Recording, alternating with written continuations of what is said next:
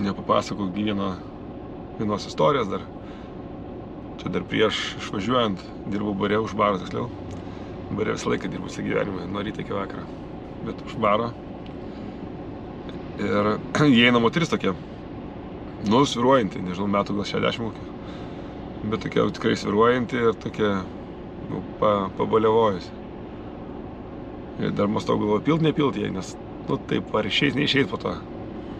Bet jo, vyriškis normaliai stovintis, viskas su jie kartu pasirodo. Tai galvoju, ir kadangi dviese, tai tikrai įpilsim. Užsakė vyno, išgėrė to vyno ir... neišgėrė, pradėjo gerti. Tai tarpusą diskutavo, kažką vokiškai šnekėjo. Nors su manim lietuviškai, tai reiškia, ir kažkas susipyko, lyg tai vyras išėjo. Jį liko, ir pradėjo šnekėti su manim, aišku. Tai atsėdau prašnekėti, gyveno ten daug metų Vokietijoje. Jinai ten dar kažkaip, jinai išgėrė savo taurę. Sako, pil man dar. Aš sakau, tai va dar šalia stovi draugo taurė. Vis tiek jau išėjo, tai pabaigė, kam tu pirt? Tada jinai tą taurę išgėrė. Ir sako, pil man dar. Aš jau sakau, viskas nepilsiu. Kaip nepilsiu? Aš sumokėsiu. Sakau, ne tame esmė, jau užtenka. Nes po to bijau, kad neišėjai žmogus, ar nukrius, ar dar kas atsitiks, tai kam to reikia. Sako, aš čia priešais viešbutyje. Ok, kad priešais viešbutyje, tai dar geriau, bet lengviau nueisi, bet vis tiek. Tai aš nusipirksiu viešbutį. Nusipirk viešbutyje. Trumpam atitraukau, grįžtu, jinai man kažką šneka ir šneka vokiškai. Aš jai sakau, aš nesuprantu vokiškai. Jinai dar man šneka, kartoja, aš sakau, nesuprantu vokiškai. Jinai vėl kartoja. Ir jinai tą kartoja daug kartų ir vis pikčiau ir toks susierzinimas didžiulis.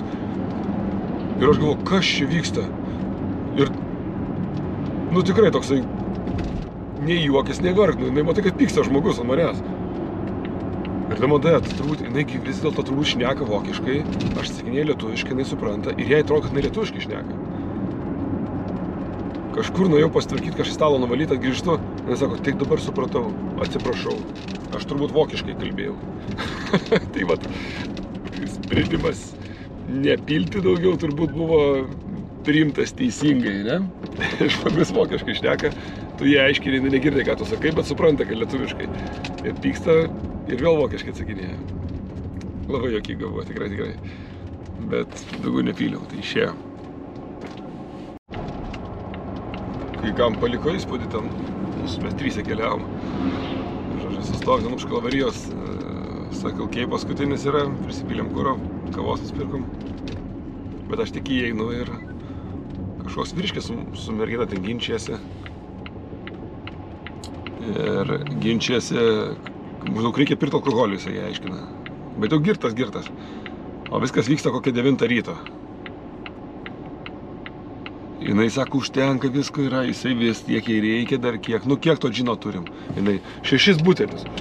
Jis pažiūrėjo, bet nepakenktų dar, ne? Bet apsisuko mergina, išėjo, žodžiu, liko jis vienas. Ir taip sviruoja iš degalinės, sustoja prie manęs, sako, įrodo pirštu. Sakau, ką žinau, kas čia nutiko. Aš tave žinau. Sako, Jasinskio gatvė. Baras. Sako, Čičelis. Wow. Pasirodo, yra buvęs mūsų bare ir kažkaip mane prisimena. Tai toks buvo siurprizas ir man. Buvo wow. Tai toks kelionės pradžia buvo, o paskutinį vakarą nuėjom į barą. Ir mes kažkaip anksčiau truputėlį atėjom, mes per miestą persijom, užėjom anksčiau truputėlį. Tarpusą lietuviškai šnekam ir iš šono, sako, labą dieną. Šo labas, sako, aš buvau pas tą degustacijai. Lietuviškai. Poznanėj. Prašau. Tai 3 metus pasirodo gyvena ir dirba Lenkijoje. Ir važinėja Lietuva, Lenkija. Bet kažkaip labai smagiai pasišnekėjau. Tai va, tai 2 žvaigždės nuotykiai pakeliu į Lenkiją arba Lenkijoje. Kažkaip labai netikėtama pačiam buvo, kad net 2 žmonės mane sutikau tuos, kurie mane žino ir prisimena svarbiausiai. Tai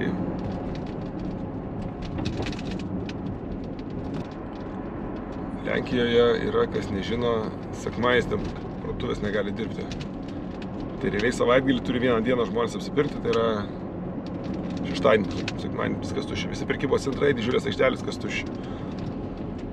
Kažkaip yra, kad giminė, jeigu tau priklauso parduotuvė, tai tu ir tavo giminės ten gali dirbti. Tada viskas okei. Jeigu maža parduotuvė ten, nu, kažkaip yra taip šeimos, kad ten verslai skatinti juos. Kitos ten nelabai gali dirbti, bet, nu, visada kvailas įstatymas, mano manimu, nes reguliuoti tokius dalykus, kurie yra nepatogus vartotojai, yra negerai. Žodžiu, vienas tinklas Lenkijos sugalvojo atsidaryti kiekvienam savo prekybos centruose, atsidaryti po mažytį pašto skyrių.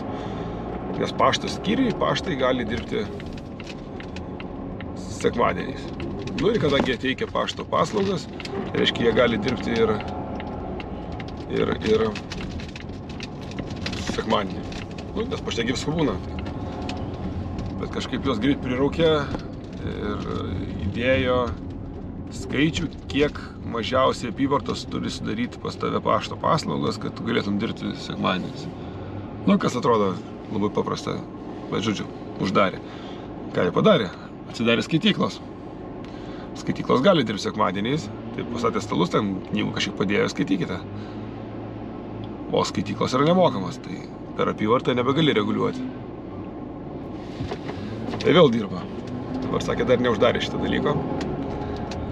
Bet jau visi, sakė, Lenkijoje yra vidinis juokas, ko niekas neišdrįstų uždaryti, tai mažų skyrių bažnytėlių viduje prekybos centro. Jeigu prekybos centro viduje atsirastų maldos kokios kampas, tai turbūt tada jau būtų viskas, nes nė viena partija neišdrįstų paliesti to dalyko.